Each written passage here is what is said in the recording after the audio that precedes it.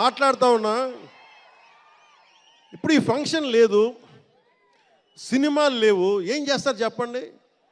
ఉద్యోగాలు ఉపాధి కూడా కానీ టైం పడుద్ది. కనీసం సినిమాకి వెళ్ళి చొక్కా దించుకొని అరవకపోతే, బైకులు తీసుకొని అవి సైలెన్సర్ దాన్ని ఆ యాక్సిలేటర్ పెంచకపోతే ఎనర్జీ ఎటు వెళ్తుంది?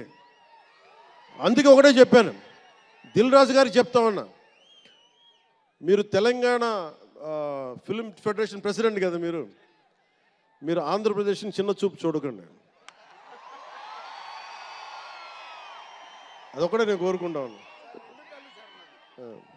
నేను ఆ రెండు కళ్ళు అని నేను నమ్మను, కానీ మీరు తెలుగు చిత్ర పరిశ్రమని అటు తెలంగాణలోను ఇటు ఆంధ్రాలోను రెండు చోట్ల అద్భుతంగా ఉండాలని కోరుకుంటా ఉన్నాను.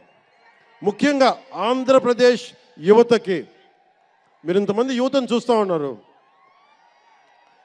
వీళ్ళకి స్టంట్ స్కూల్స్ పెట్టండి. మా వాళ్ళు బైక్లు వేసుకొని తిరుగుతూ ఉంటారు, గోల్ చేస్తూ ఉంటారు. ఒక మంచి స్టంట్ స్కూల్ పెట్టండి.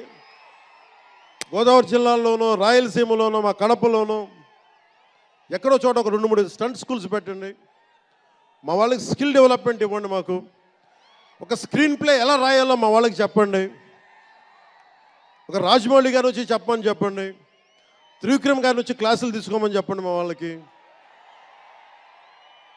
ఒక తమన్ లాంటి మనకి మ్యూజిక్ దర్శకులు కానీ,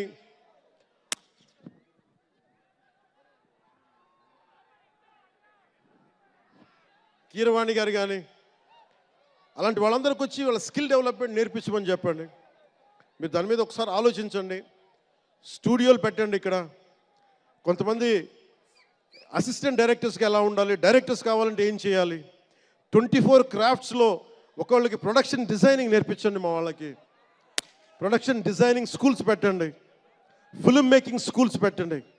ఈరోజున మీకోసం ఇంతమంది వచ్చారు, మీరు తిరిగి ఇవ్వగలిగేది మీకోసం రేట్లు పెంచాం.